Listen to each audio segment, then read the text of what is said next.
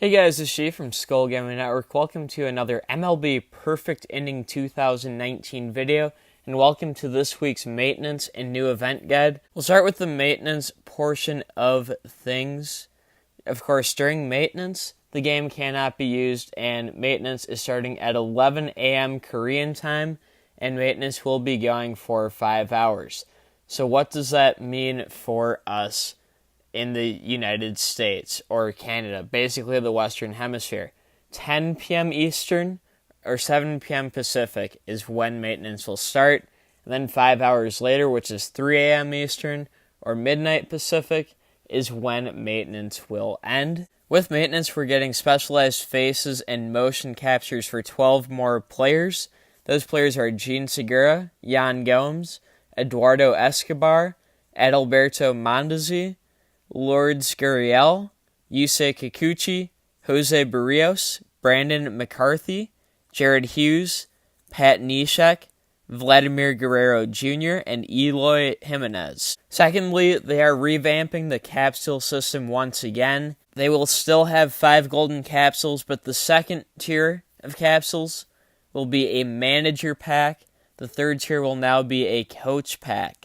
The fourth tier of a basic draft stays the same. The fifth tier, which is, I believe, 30 million GP, has increased from 2,000 to 3,000. And then the sixth tier, I don't remember what it was, goes from 8,000 to 9,000. And the seventh tier and bottom tier goes from 16,000 to 18,000. So, in simple terms, they added 4,000 additional possible draws from capsules, and they changed the second and third tiers to managers and coaches, respectively. There is a new list of possible pulls from the Golden Capsule. There's franchise Paul Goldschmidt, franchise Julio Teheran, career high Brad Brock, franchise Derek Lowe, high class Wilson Contreras, live SC Hector Santiago, because who doesn't need a little more cheese in their life? Vikings fans don't need more cheese in their life. I don't need Hector Santiago in my life. Jared Hughes, career high. Trevor Bauer, career high. Dante Bichette, franchise. Miguel Cabrera, franchise.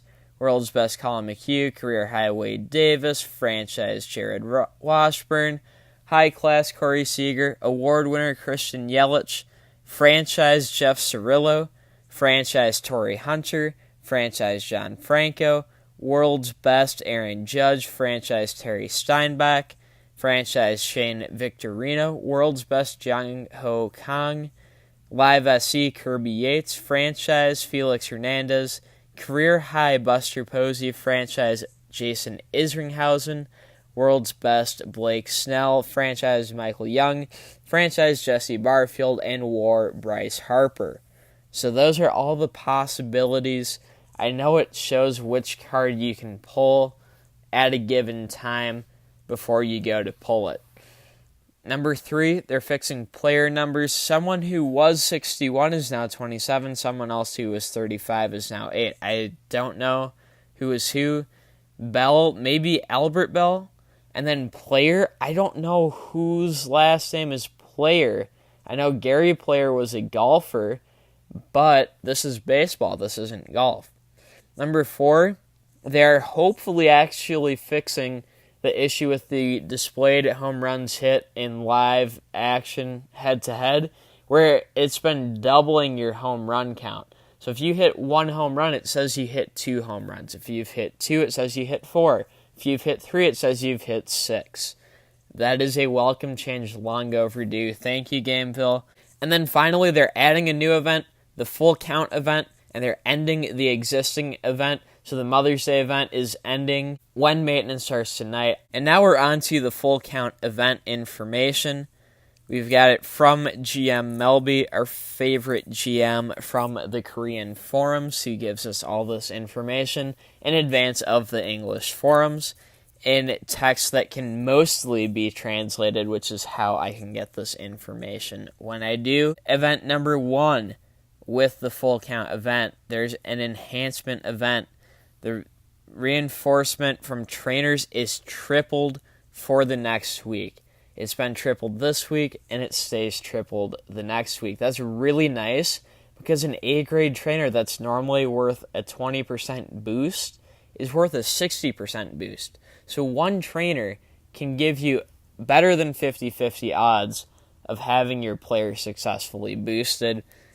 I really, really like the tripled odds, and I'm glad to see it back again this week. Number 2, strengthening event. So instead of only being able to use 10 cards for boosting, you can use 20 cards for this next week. This past week, we've only been able to use 10. Event 3, the rank up event. When a rank up is attempted, the basic success rate is increased 3 times. So what that means to me is if there's a basic success rate of 2%, it would be 6%. If it's 5%, it would be 15%. If it's 10%, it would be 30%. But it looks like just the base, not the bonus on that part of things. Additionally, with rank ups, the bonus from staff and material players, which would be that added bonus, that portion of things will be doubled for this next week. Event 5, a training event. The probability of perfect training is once again 3 times higher than the base training result. It's debatable if that's actually true, but assuming we can take Gameville at their word, awesome. Event 6, during the training process, training points consumed will be discounted by 50% once again. So if you didn't get all your training in this week, it's the exact same deal next week.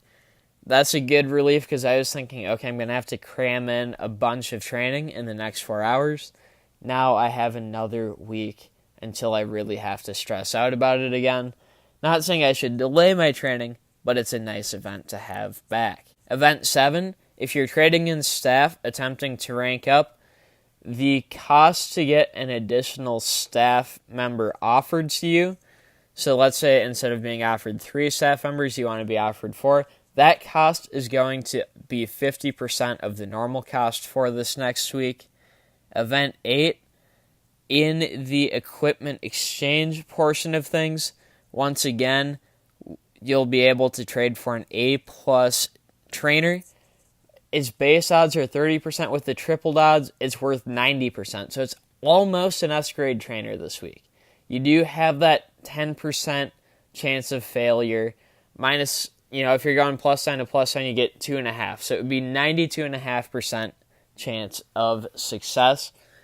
That could be very good if you're trying to push somebody up in those higher tiers. Something to think about. In Event 9, there's daily missions. So based on how many times you play different game modes, you'll get a GP box. It looks like between 50 and 100 million GP. I might be wrong about that, but that is how I'm reading and interpreting things. It looks like 30, I'm going to guess that's season mode, and then 10 each of what I'm going to presume is live battle action, live battle sim, and turn battle gameplay as well. And then finally, the 11th version of Club vs. Club will be Saturday and Sunday of this weekend. It's kind of a lot, but I got through all of it. I hope you guys enjoyed this video. If you did, be sure to leave a like. If you're new around here, subscribe for more MLB Perfect Inning 2019 content. In the comments, let me know your thoughts on this event. Again, I mostly like it. It's a lot of stuff we've seen before, but it's all good stuff. If you have any questions or comments or concerns related to this event or other content I make, feel free to put those down in the comments as well. I'll respond to them the best I can. With that being said, that's going to do it for this video, guys. I'm G from skolgamingyt. Thank you so much for watching, and until next time, and as always, peace out.